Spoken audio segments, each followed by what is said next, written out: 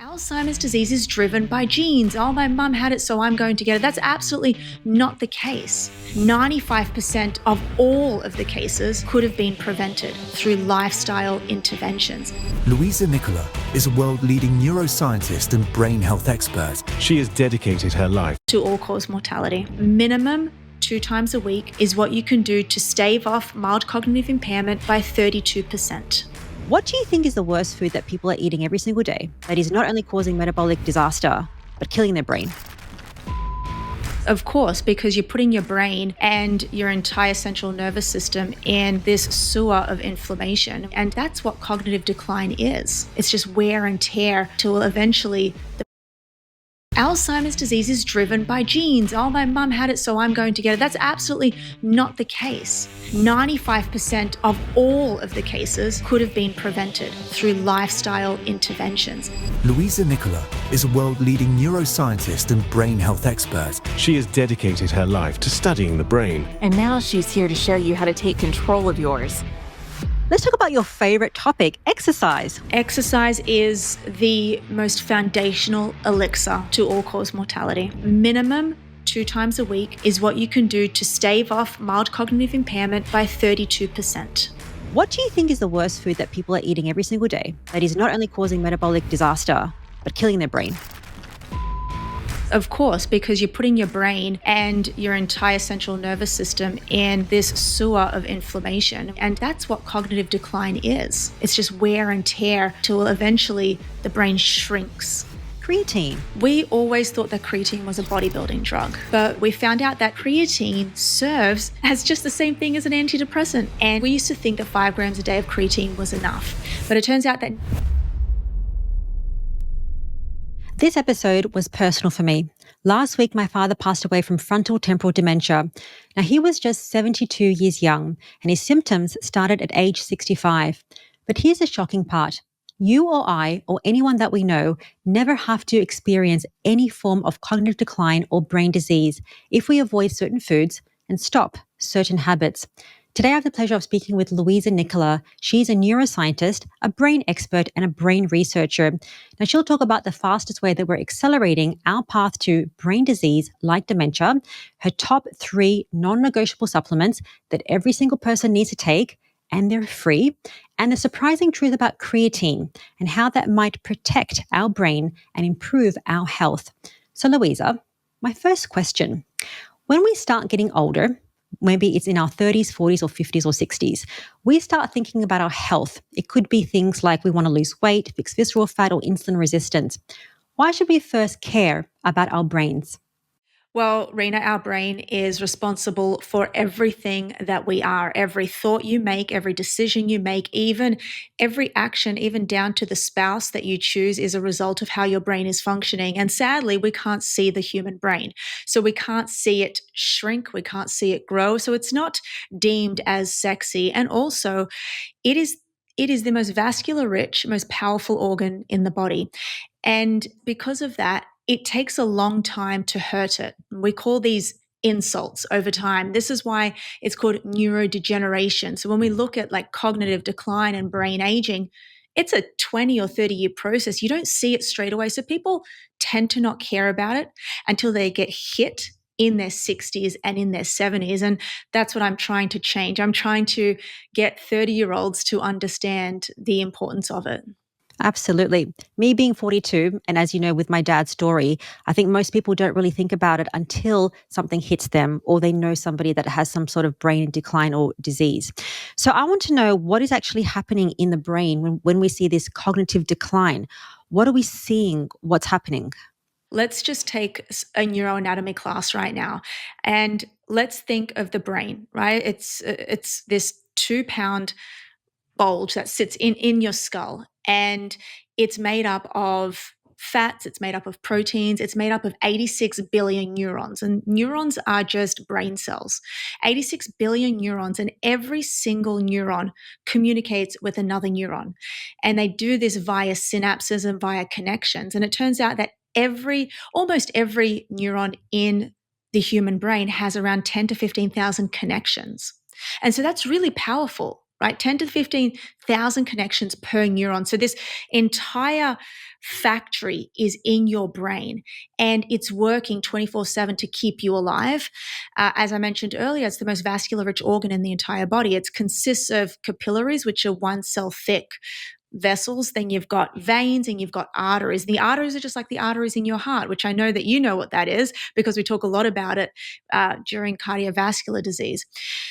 Over time, what ends up happening when we think about cognitive decline, this process takes around 20 years, as I said earlier, and it starts off by losing little signals to each other. So I told you that one neuron communicates with the other via something called a synapse. And I don't know how much you know about neuroanatomy, but if you can imagine the brain cell, it has these antennas that come off of them, and they're called dendrites. And then it's got this huge leg, and that leg is called an axon. And so you've got so many different transmissions happening from the axon all the way up to the cell, all the way out to the dendrites.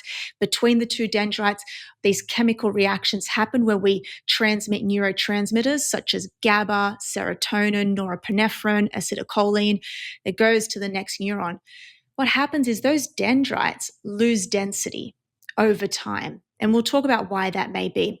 But when they start losing density, they end up breaking off. So you may go from a neuron having 10,000 connections to maybe having 2,000 connections, and then to having no connections, and then eventually cell death. So when we think about the fact that we're losing these connections, if the connections are responsible for how we think, how we remember, how we communicate, that's what cognitive decline is. And dementia, which you mentioned, I don't know if you mentioned this earlier, but dementia is just the umbrella term that is used to describe, it actually comes from the word demented, because you get demented cognitive states. And that's what we see. That's why some of the first signs of cognitive decline are memory impairment, short-term memory impairment. You're not able to think clearly. Information processing speed goes down. And eventually, over time, it's just wear and tear of these synapses till eventually the brain shrinks. And that's what shrinkage is. It's not shrinkage of the actual cells themselves. It's not dying of the cells themselves. It's just the shrinkage of those connections. So when it comes to the shrinkage of the connections, how much power do you and I and people watching have over the health of our brain and preventing that shrinkage? Oh my God, this is what my entire life and career is built upon. I'm trying to tell the world that you have all the power in the world. We have to look at Alzheimer's disease, which is one part of dementia. Another one is frontotemporal dementia, Parkinson's dementia, dementia with Lewy bodies. They're all part of the dementia family. Alzheimer's disease affects around 55 to 60 million people worldwide. That number is said to triple by the year 2050. 2 out of 3 cases are female, and we'll get to that in a second. But get this, 95% of all of the cases could have been prevented through lifestyle interventions. 95% of the cases, they're not driven through genes. And that's what so many people still think. We still live by this theory that Alzheimer's disease is driven by genes. Oh, my mum had it, so I'm going to get it. That's absolutely not the case. It is not the case. We have genes that increase the risk of getting it, but it doesn't mean it's a foregone conclusion that you're going to get it. So if 95% of the cases could have been prevented through lifestyle, that means that you and I have all the agency in the world to protect our brain and to enable it to thrive as we get older. And there's many things that we can do to do that, but I will tell you one thing. I work in a specific area in neurosurgery called neuroplastic neurosurgery. So I'm both in clinical work. I get to see the brain, and then I'm also in research. So I think I've got a foundational view of what it takes to have a healthy performing brain. And at the seat of all of this, I do believe, is inflammation. Inflammation and energy. So I'm more than happy to move into what is this? Why are we seeing women? Why are we seeing 2/3 of Alzheimer's cases female? We used to think, is it because we live longer? It turns out that that's not correct. So let's talk about the things that we're doing to destroy our brain. I have specifics, but I do want to talk about high level. So you spoke about inflammation. Now, something that is very pertinent to my audience, they're hearing a lot about is insulin resistance. And that is called even Alzheimer's can be known as type 3 diabetes in the brain. So it's the elevated blood sugar, elevated insulin. How does insulin resistance correlate to a degradation in your brain? We all think of insulin as a hormone, and rightfully so. But in your brain, it's actually a transporter. It helps glucose actually be transported into the cell for us to use it better. Now, the primary fuel in the brain is glucose. I don't care what anybody says, that's what the brain uses glucose for energy unless it's in a ketogenic state and unless you feed it ketones. So if we get our brain to an insulin resistant state, it will mean that our cells in our brain cannot uptake glucose properly. And so what happens then? It means that we have a reduction in brain energy metabolism. And we see this in females specifically during the ages of around 45 to 55. But specifically, if we have a brain that is not able to use this hormone correctly, it's not able to transport glucose efficiently, everything goes down from there. We have an energy problem. And I told you earlier, it's about your brain is around 2 pounds, 2% of your entire body weight, but it actually takes 20% of the total calories that you eat. So it's a hungry organ. So if it loses its energy demand and its energy supply, it starts to die off. Interesting. So when it comes to the insulin resistance piece or elevated insulin, do you know what is a high number for fasting insulin that somebody could say that number is going to correlate with metabolic disease, including brain decline? Well, look, it's actually really dependent on, I mean, if we're looking at HOMA-IR, if we're looking at insulin, if we're even looking at hemoglobin A1B, A1C, you want to, standard precautions is below 5. But for me, I want all of my patients and all of my clients to actually be below 3 for a hemoglobin A1C. For fasting insulin? No, not for fasting insulin. That is for HbA1c. Under 3? Yeah. Okay, that's like really aggressive, I guess. It's very aggressive. Yeah. Well, standard measures now is under 5. Let's unpack more of those markers a little bit later. I want to talk about diet and how that impacts brain decline and inflammation, as you mentioned. What do you think is the worst food that people are eating every single day that is not only causing metabolic disaster, but killing their brain? Sugar. Refined carbohydrates, of course, because you're putting your brain and your entire central nervous system in this sewer of inflammation. And we've got neural inflammation, by the way, which shows up as a headache, which shows up as brain fog. But if you're in this chronic inflammatory state, which you can also test with HSCRP, if you're above a 2, then okay, we can test this with a 24-hour cortisol spit test. But if you are in this chronic inflammatory state, it is doing so much damage to your brain, and your brain is already at the mercy of insults. And the insults that occur are just air pollution, toxins in the air. And then by adding more from these ultra-processed foods, from refined sugars, is just horrific. So when it comes to the bucket umbrella of refined sugars, processed carbohydrates, in terms of foods, I like to spell it out because for some people, it's really ambiguous what that means. But something like fruit juices. Fructose, high fructose, yeah. Absolutely. You're talking about your high fructose fruit juices. You're talking about corn syrup, anything in a package.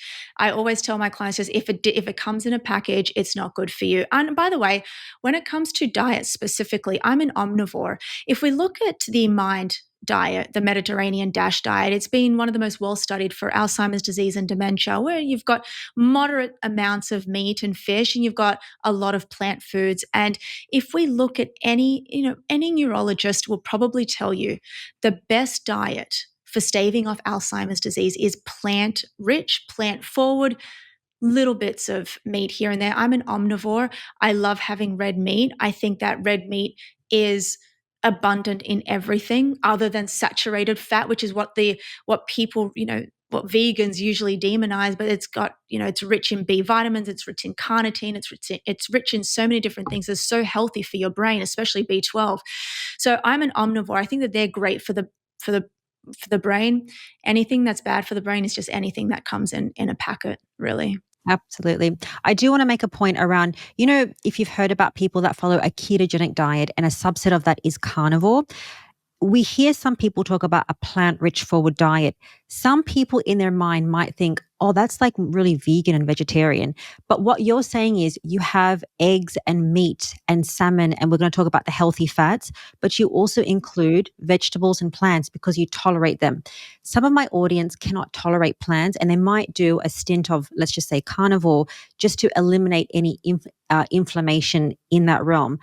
Would you say for those people that a meat-forward, healthy fat diet, maybe if they can tolerate plants, might be good for their health and also their brain?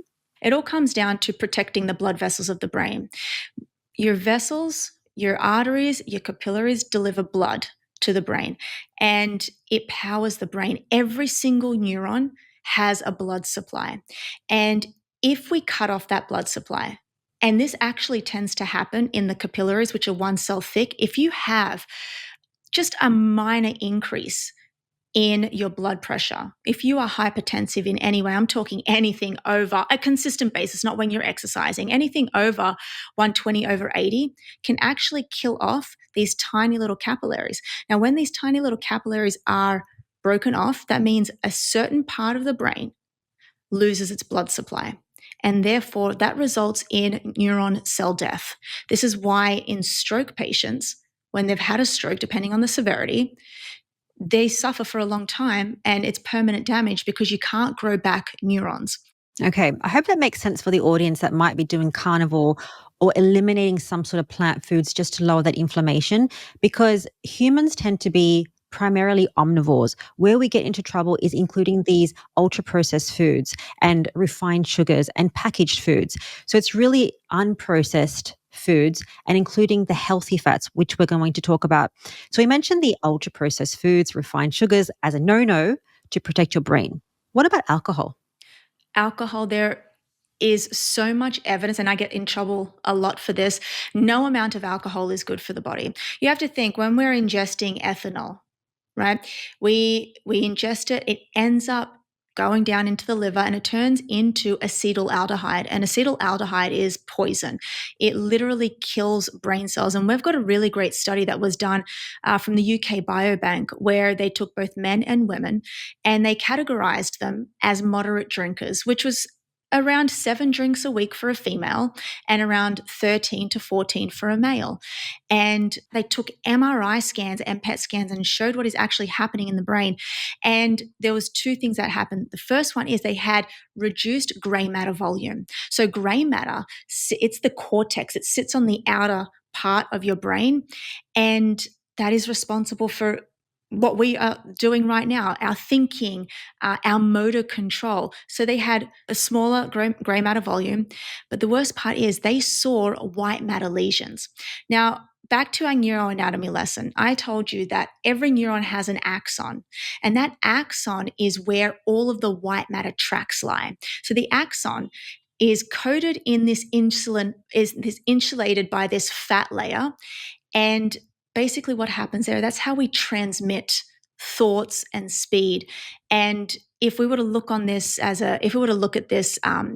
in a clinical study and just say we're checking for conduction speed and conduction velocity for maybe somebody who may be suspected to have multiple sclerosis, we would see thinning of that white matter. It's called the myelin sheath.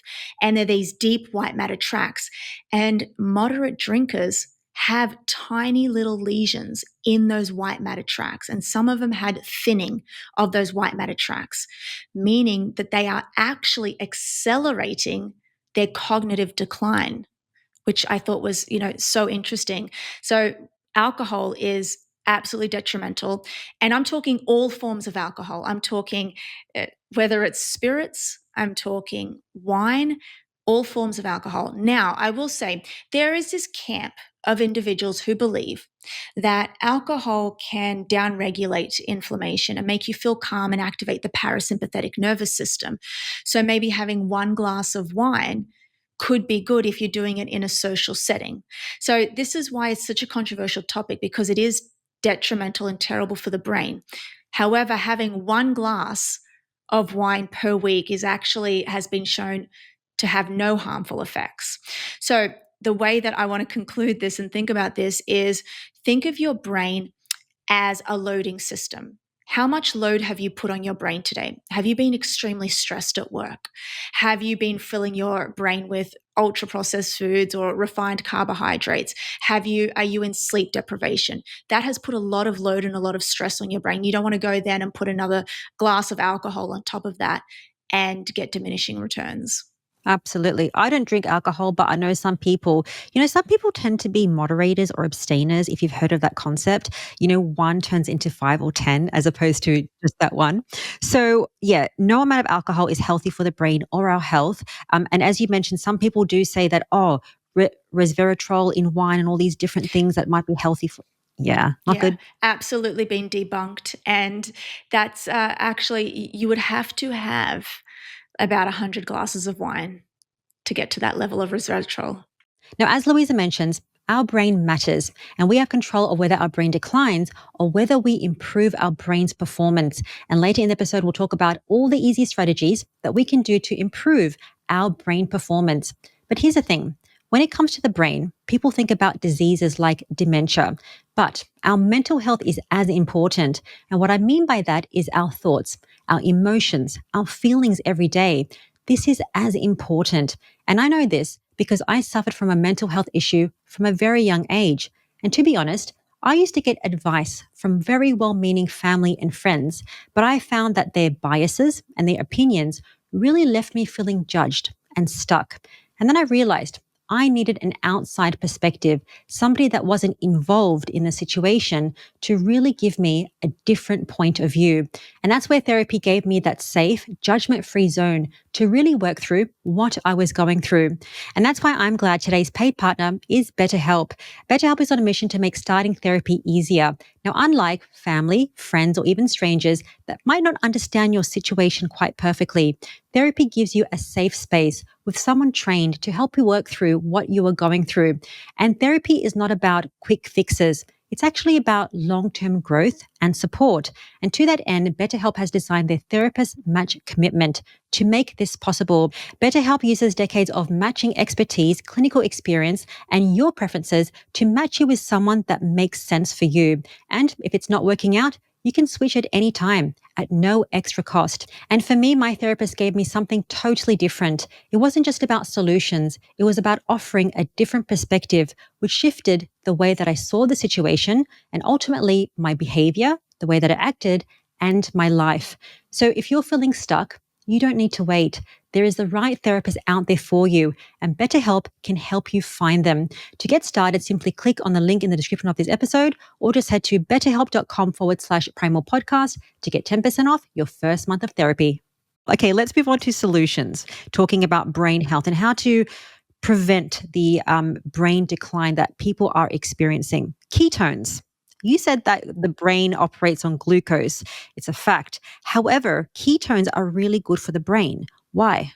Beta hydroxybutyrate, ketones if you can think of it as cleaner fuel, it uses it more efficiently. And especially in carriers of this gene called ApoE4, apolipoprotein E4, all of us possess one of these apolipoprotein genes. And if we are an E4 carrier, we increase our risk of getting Alzheimer's disease. If we carry 2 copies of this gene, then we double we increase it even more, just increasing the risk. So it's been shown that ApoE4 carriers actually utilize ketones in a much more efficient state than using glucose. So it's not, I think everyone should try ketones, because when I actually have exogenous ketones myself, I have lasting brain energy. For some reason, my appetite is suppressed and I feel like I've got cleaner mental energy. It's like having a coffee without all the jitters. Oh my God, that's amazing. I love that. What if somebody doesn't take exogenous ketones, but they endogenously, so through their diet, increase their ketones perhaps through a higher fat, lower carbohydrate protocol? Would that work? It would. And, we can actually now, we can measure, you can measure it through a pinprick test, whether you're in ketosis or not. The only hard thing there, because we've gotten a lot of our patients to adopt a ketogenic lifestyle and a ketogenic diet, we've done these blood tests, in the lab, like religiously. And I just know that it's so hard to get out of it, like one grape or maybe a Coke Zero, which is what one of my patients go to, are going to kick themselves out of that ketogenic state. So I'm always telling my patients to supplement with exogenous ketones. So what's the brand or any exogenous ketones that you would recommend? So I currently am using, no affiliation, but I'm currently using Ketone IQ. It comes in like it's a liquid form, and it's easily digestible. I do it when I'm like, when I've got like a 16-hour day ahead of me, and it just fuels me for about 16 hours. Perfect. Okay, I'll leave that in the show notes. Let's talk about ketogenic diets. You have a patient story, a patient who had a glioblastoma, and it shrunk. Wasn't my patient story, but that was the actual, that was the study that showed that the actual tumor, the glioblastoma, which is the most aggressive brain tumor, which has an almost zero survival rate, when placed on a ketogenic diet, this tumor shrunk. And I forget the lab that it was done out of, but you've interviewed him. Professor Thomas Seyfried? Yes, yeah. So he was involved in this as well.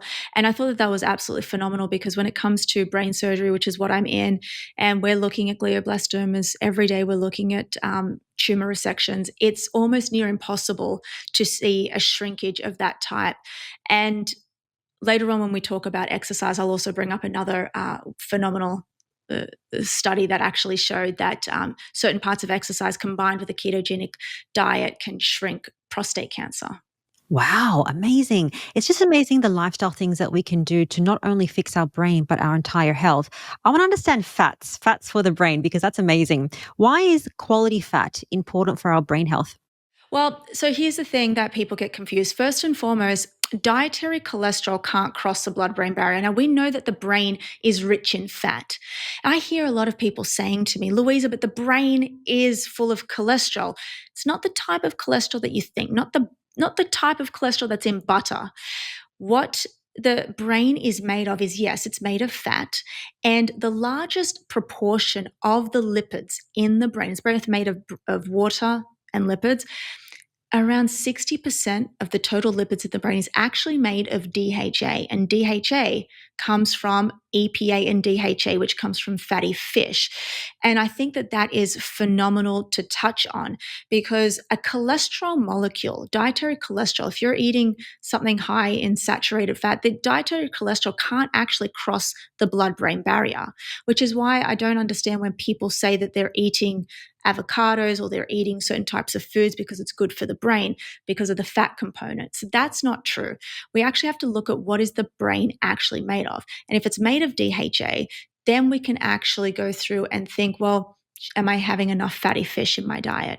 Is my omega-3 index high enough, which it should be around 8% or more? US standards, the average is 4% or less. So that's the type of fat that it's made of. And another thing I wanted to point out is ApoE4 carriers, as I mentioned earlier. ApoE4, the gene itself, is involved in lipid transport. So basically, it helps transport certain cholesterol molecules around the brain, because your brain actually endogenously makes its own cholesterol, right?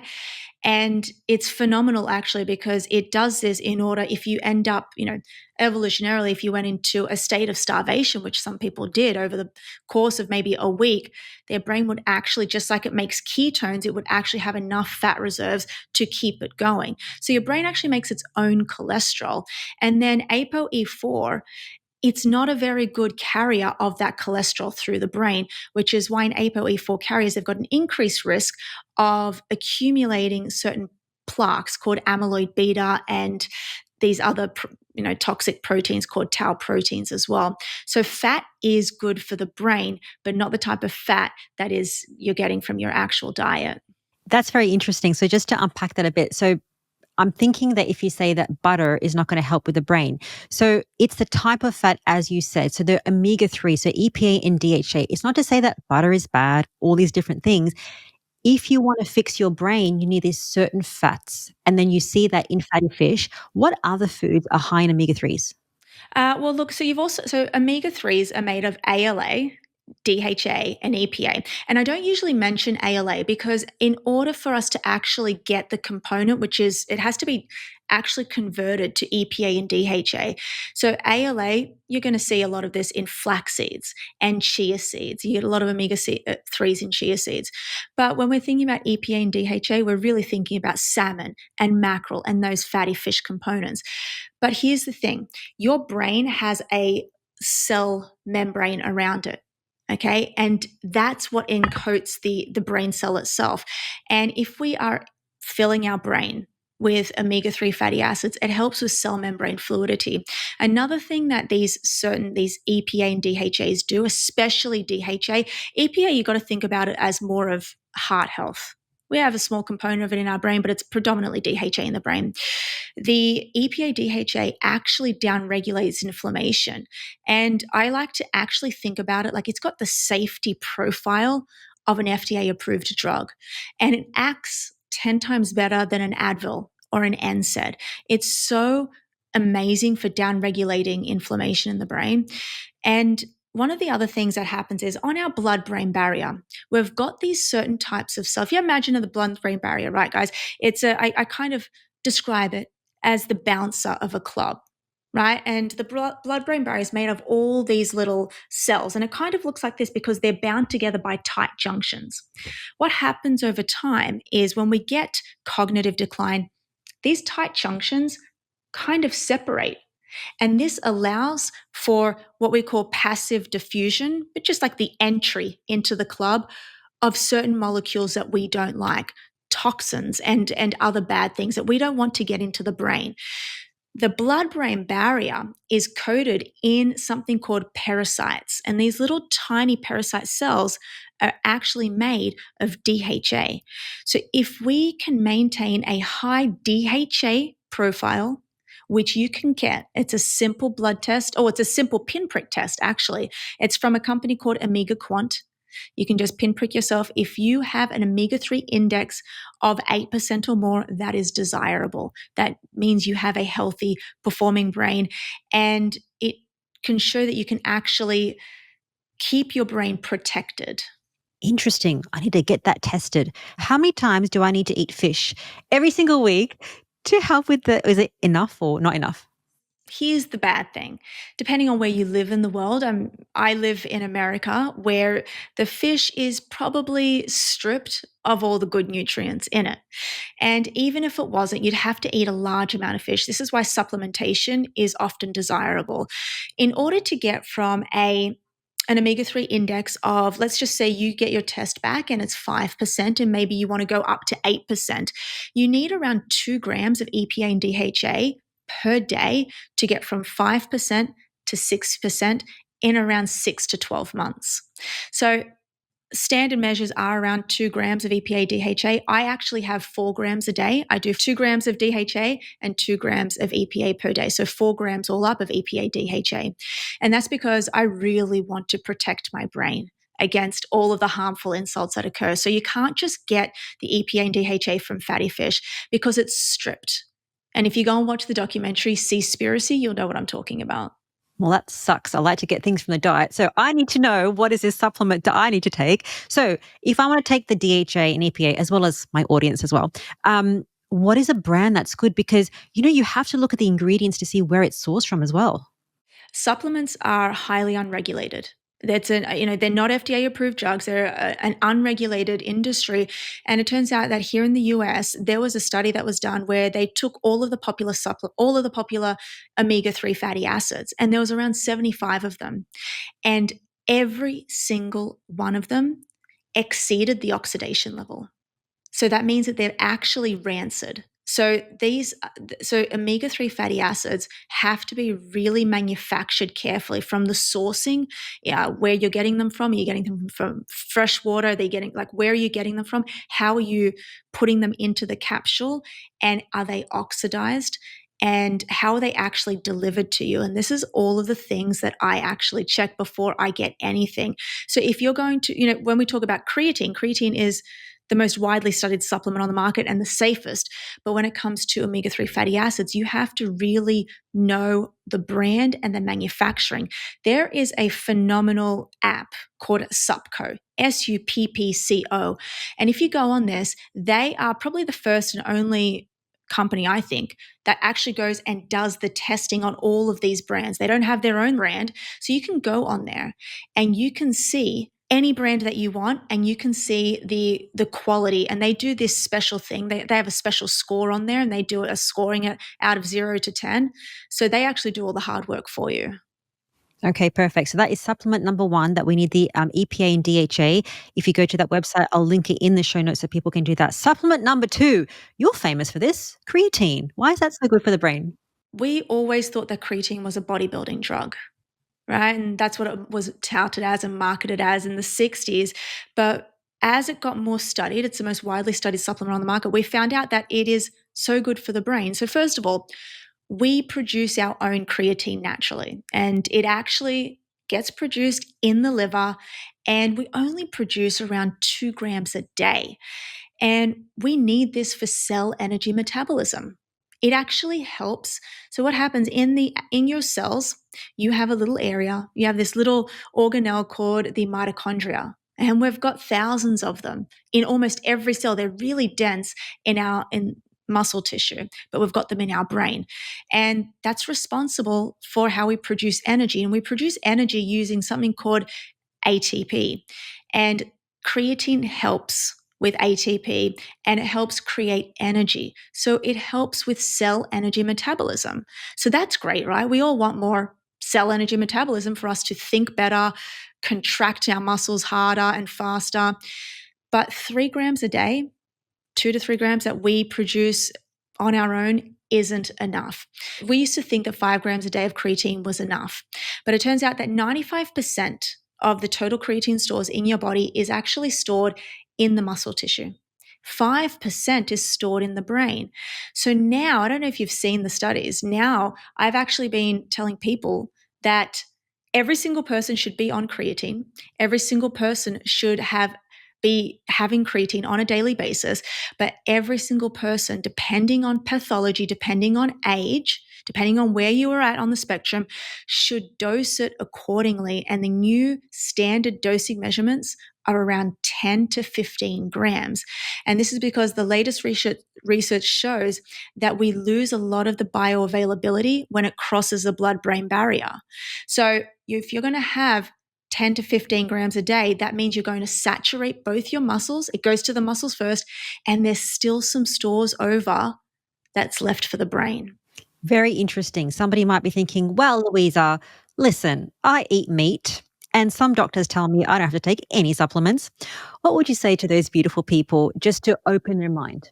First of all, if you have 100 grams of beef, you're only getting around 0.5 grams of creatine. And even then, you have to think about mastication and chewing and bile acids. The bioavailability is not there. So you're barely getting any when you're having steak. You may be getting a little bit of carnitine, a little bit of creatine, but you're getting nowhere near enough in order to withstand the harmful insults. I said earlier, your brain needs to be full of energy, right? I know you've had Dale Bredesen on the show, and he speaks about supply and demand.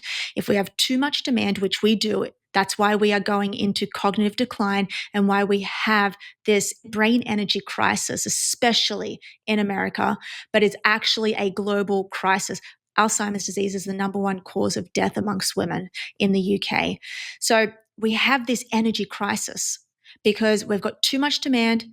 Our daily activities, the environment, our food, our lifestyle, the phone, the lights are robbing our brains of our energy. So we need to have as much energy as possible, which is why supplementation, and I say this I give my patients In neurosurgery, we are giving them actual creatine because not only does it help with cell energy metabolism, it's been showed in clinical trials with humans to have the same effect as an SSRI.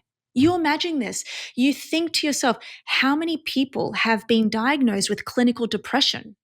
And in actual clinical studies, they are getting two cohorts of individuals. They're giving them their standard dose of antidepressants, Zoloft, or whatever SSRI they are. They're giving the other cohort who are meant to be having their antidepressants, they're giving them creatine instead. And over just a 1 week period, what are they finding? They're finding that these people on creatine without their antidepressants are getting the exact same outcomes as if they were to take their antidepressants, which is showing that creatine serves as just the same thing as an antidepressant because of energy, brain energy metabolism. Now, as Louisa mentions, there are so many things that we can do to help protect our brain, like using creatine.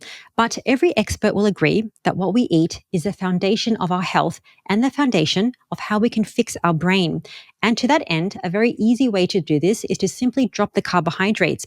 Now, most people can simply drop the carbohydrates to 50 grams of carbs a day and see exceptional results, but some people need to drop it to close to 0 grams of carbs, also known as a carnivore diet.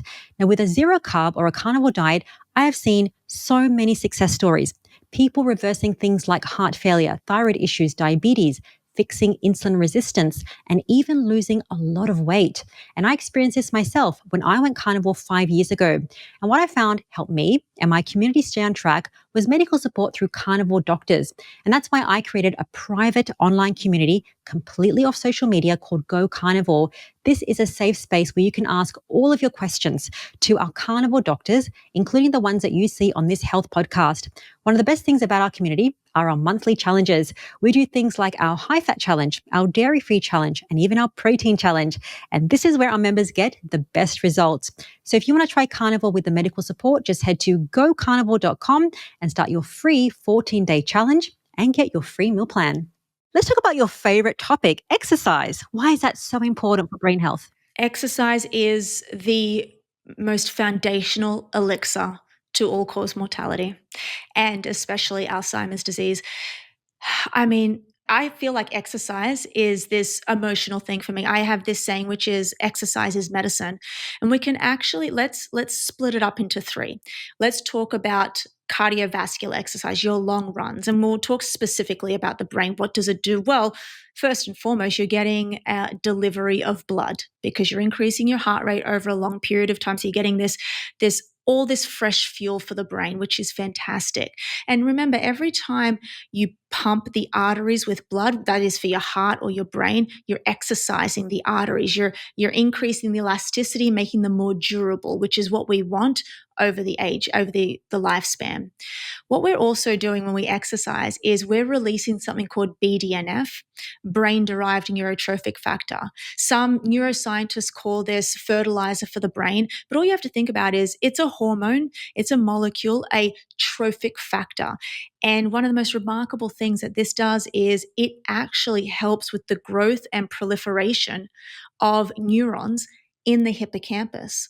We mentioned earlier, the first thing to go during Alzheimer's disease is what? Short-term memory. And the hippocampus is this seahorse-shaped structure deep in the temporal lobes, which live behind the ear.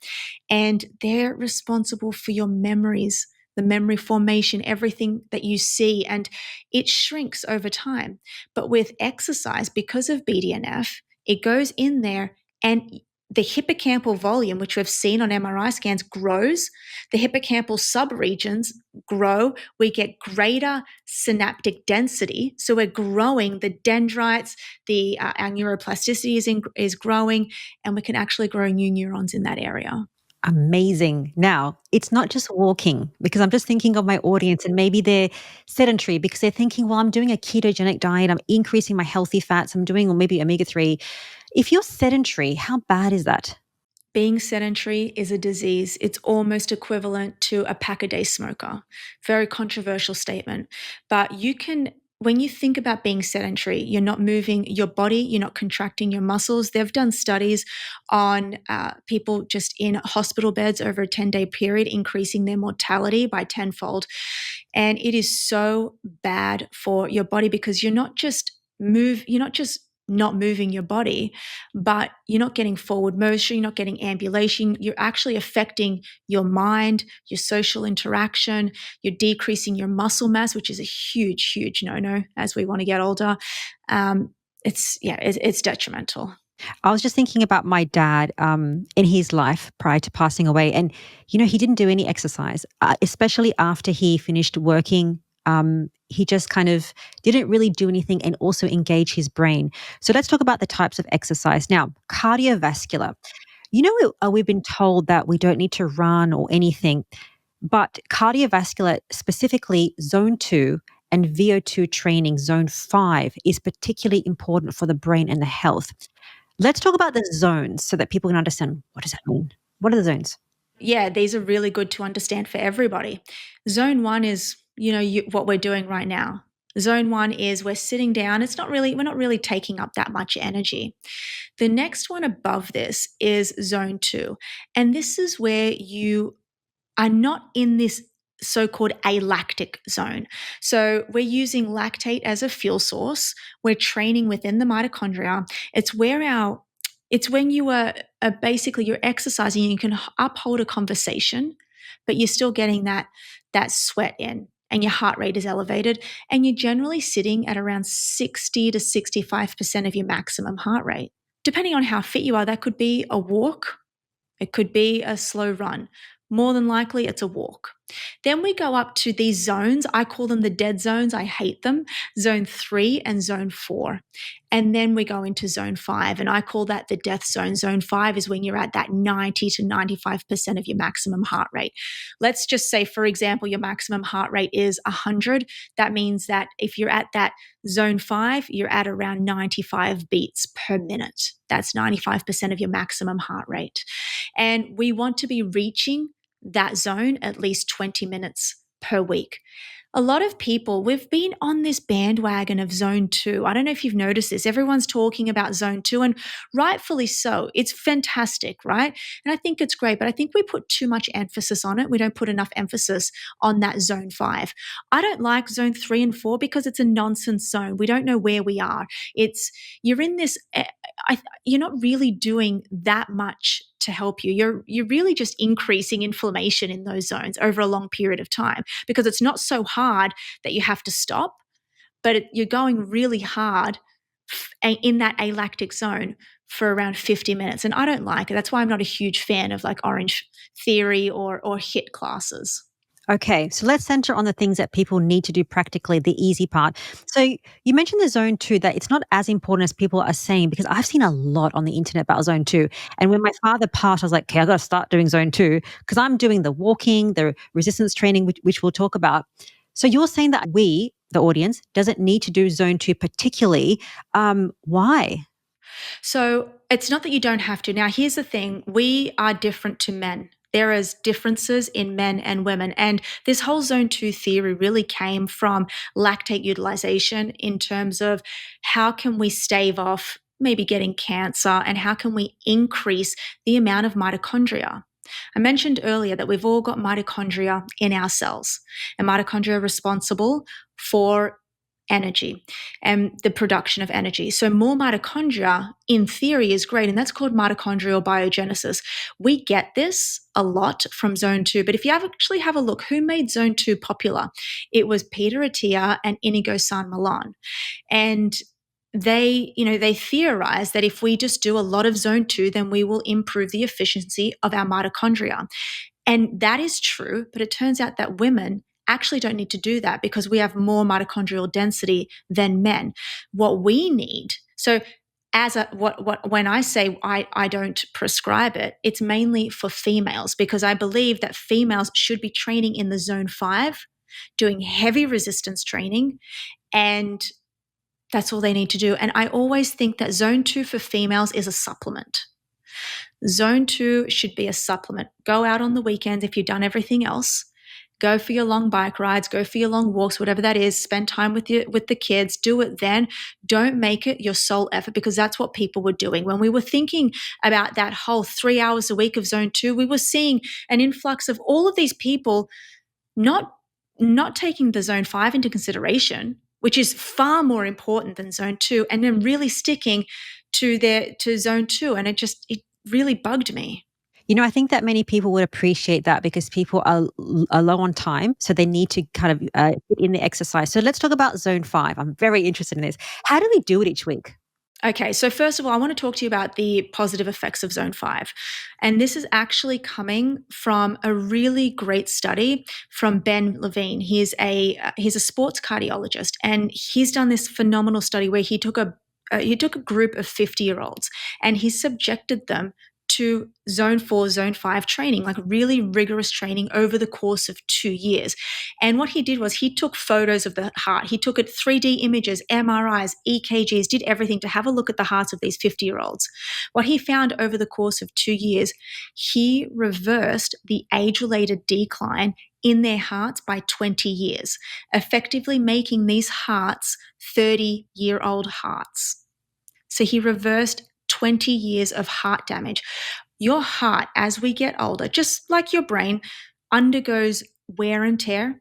We get something called left ventricular hypertrophy. We've got a left ventricle which pumps blood to the rest of the body. The right ventricle receives deoxygenated blood. And it goes through this cycle.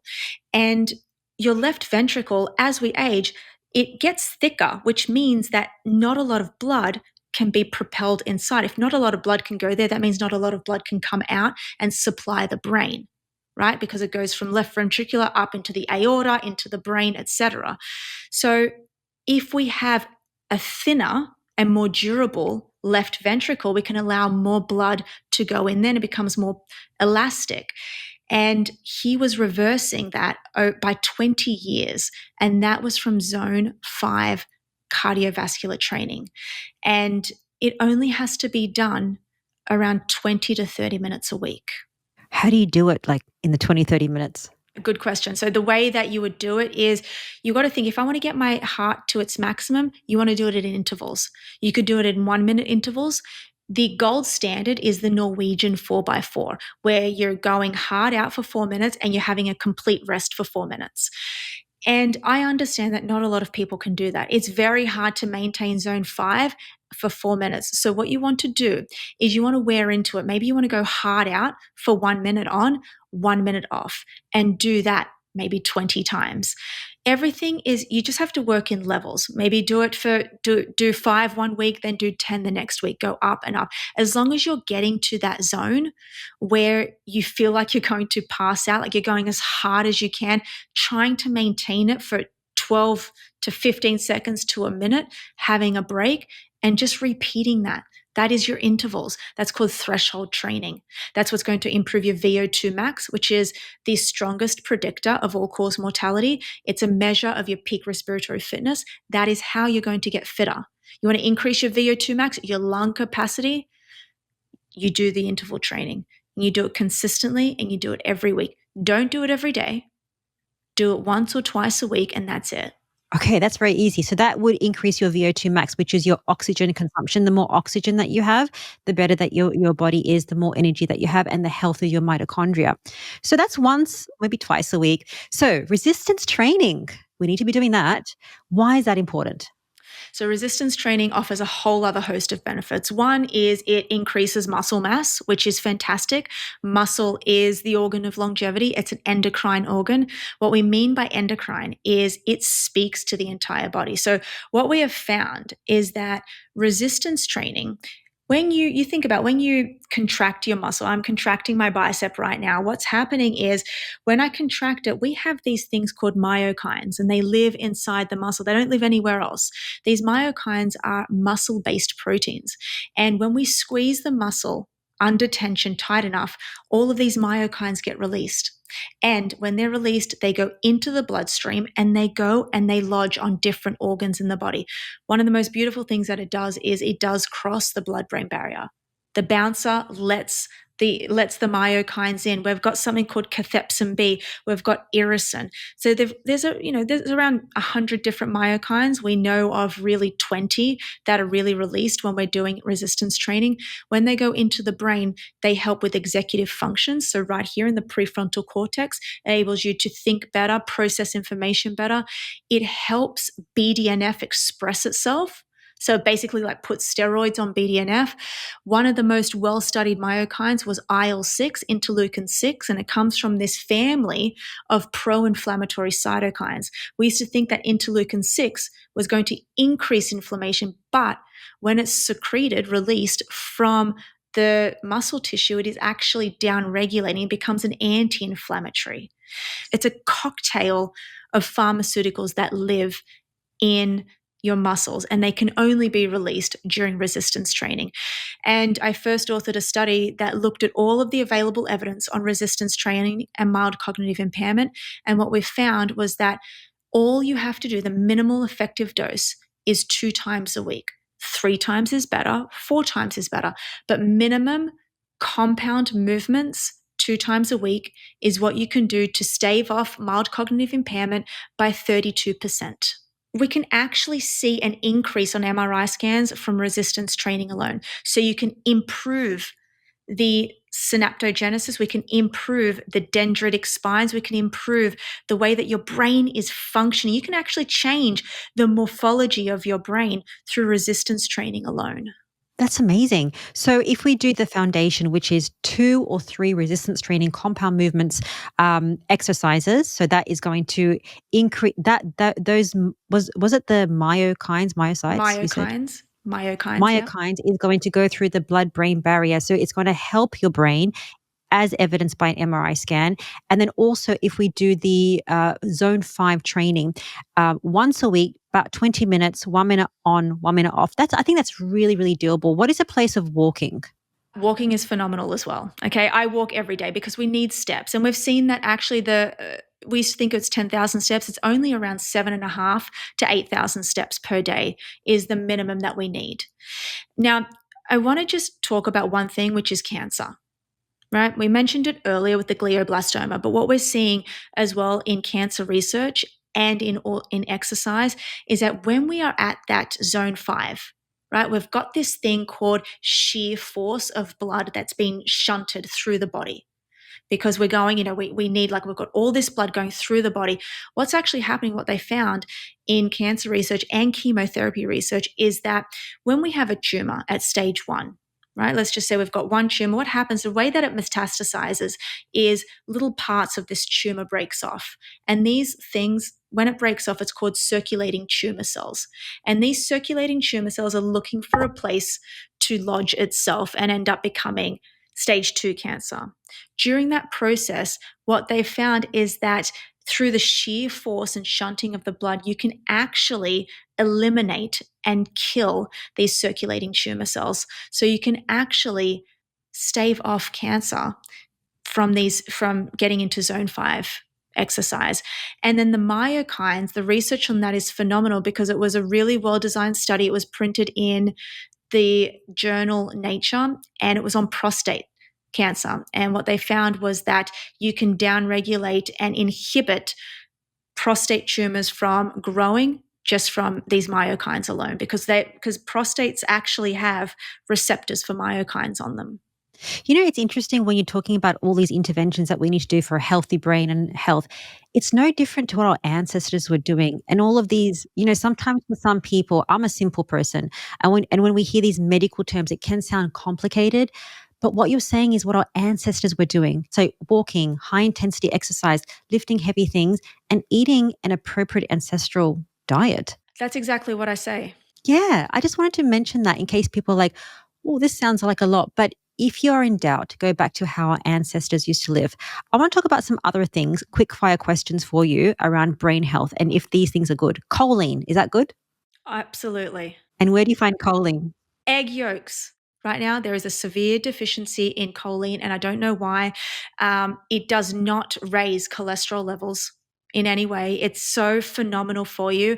And it's not just that, it's actually phenomenal for neural development. So fetal neural development, having adequate choline. Like I said to you, precursor to acetylcholine, which is what is needed to create that synapse. Perfect. Okay, next one is taurine. Do you know about taurine for the brain?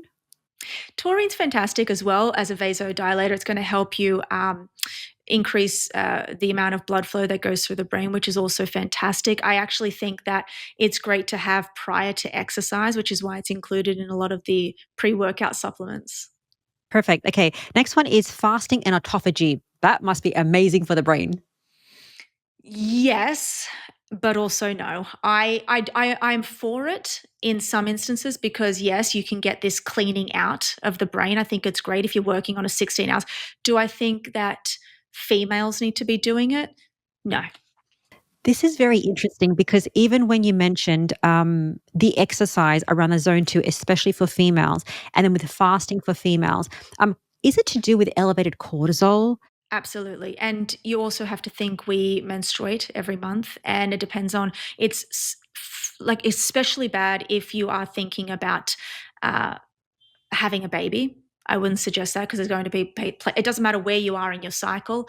But in saying that, would it kill a female who is 55 or 60 to do a 1-day fast? Probably not. So just to clarify that for the audience, so fasting is not bad. We need time where we don't eat, more than probably time that we do eat. But the flip side is that if a female has imbalanced hormones or elevated cortisol, doing too much of something or what a man does is not something that a woman can do. It's just how our body's made up. Absolutely. And the thing is, we're not getting enough research on this. Melinda Gates actually just pledged $100 million to female research, wherever you are in your political views on that. I just think that anything, we are under-researched. A lot of the medications that we have available have been studied only on men.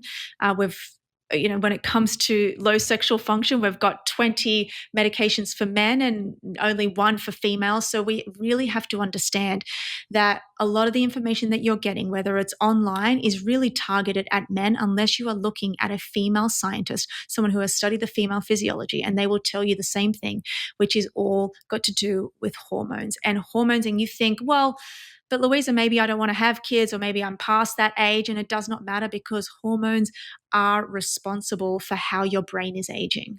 Absolutely. Cholesterol for the brain, you mentioned earlier that it was the LDL and ApoB that are determinants for maybe neuroinflammation or inflammation in general. But cholesterol as a whole, the cholesterol molecule, is that good for the brain? Like I said to you, dietary cholesterol cannot cross the blood-brain barrier. So it does not matter if you can't think about it as the brain. So the cholesterol molecule itself, whether you're getting saturated fat from meat, it's going into your bloodstream and it's increasing your plasma lipid levels, it's not going to cross the blood-brain barrier and get into the brain. The only thing that you need to be wary of when it comes to that is increasing your overall lipid panel, because that can then lead to atherosclerosis in the brain as well. Let's go into something, last question, that is everyone's going to agree on. Importance of sleep for the brain and deep sleep. Why is that important? So deep sleep activates these little cells called the glial cells. And the glial cells are the chief immunity cell in the brain. And they're outside of the actual neuron. They actually stick between the neurons. And what happens is during deep slow wave sleep, they shrink in size. And when they do, it allows the cerebral spinal fluid in the brain to wash itself. And that's great because we are all walking around with amyloid beta in our brains. We all are, because amyloid beta is this peptide that actually gets, well, it's not a peptide, sorry, I lied, but it's a molecule that is not toxic, it's not bad, it gets released in response to a threat. It's part of the innate immune system. So we've all got it, but the good thing is when we go into deep sleep, we clear it out. And if we don't clear it out, what happens? Well, it ends up accumulating, and it accumulates outside of the cells in the cerebral spinal fluid. And what's outside of the cells? You've got the cell body, then you've got these dendrites that are trying to communicate with each other, so it gets in the way of that. And that's what ends up becoming cognitive decline. So deep, slow wave sleep is phenomenal for cleaning your brain out during sleep. How do you get into deep wave sleep? Well, that's the $1 million question. right? What kicks you out of, deep sleep, where you sleep? Well, light, stress, activating your sympathetic nervous system will kick you out of deep sleep. Alcohol, probably one of the worst things you can do for your sleep. Having dinner too close to bedtime, actually having sugar in your diet at night can spike your glucose levels and your insulin levels, and you might find it hard to fall asleep. All of the things that we know about. And also, sleep regularity is spotlighted right now, because going to sleep at the same time every day and waking up at the same time every day is actually more important than the timing of sleep and the actual length of sleep. And you have to understand, your cells are synchronized, and it's like this beautiful orchestra that's happening, especially in REM sleep, which is where we get all of our memory consolidation, and our emotional first aid happens in then. But then you want to get at least 1 to 2 hours of deep sleep, and that's where you're really giving your brain and your body a complete reset. Brilliant. I love to get a good sleep. I average about 8 to 9 hours. I'm a 9-hour girl. Some people can do 6, 7 hours. I'm like, I dream of that. I hear that. People say, I dream of getting 9 hours. I'm like, wow, I've just always been like that. But some people, they just struggle. And that's the question about sleep. Final question for you. What would be the 3 biggest tips that you would give somebody if they want improved brain health and the longevity? 3 tips. Okay, so tip number 1 is exercise. Learn to love exercise. I don't care how, learn to love it and do it every single day. Move your body, because that is going to help your brain as you age and your body as you age. Tip number 2 is, I actually think that it's what you eat. It's tying between nutrition. If you can get a proper diet, and also we didn't talk about this, hydration, water is food for the brain, right? Electrolytes is food for the brain. So if you can hydrate yourself, get a good, nutritious diet, that's going to help you as you grow older. The last one, I'm actually going to throw one in there that's a bit nuanced, and that is having quality relationships and investing in good quality relationships. What we know from the 80-year Harvard follow-up study is that the quality of your brain is dictated by the quality of your relationships. So if you can invest on social interactions that are going to feed your brain and feed your soul and make you actually feel safe, that's going to do wonders for your brain as you age. I love those 3 tips, especially the last one. And, it's not something, I tend to be a lot like my dad in the personality type. And it's not something that I was leaning into in terms of community connection and people connection.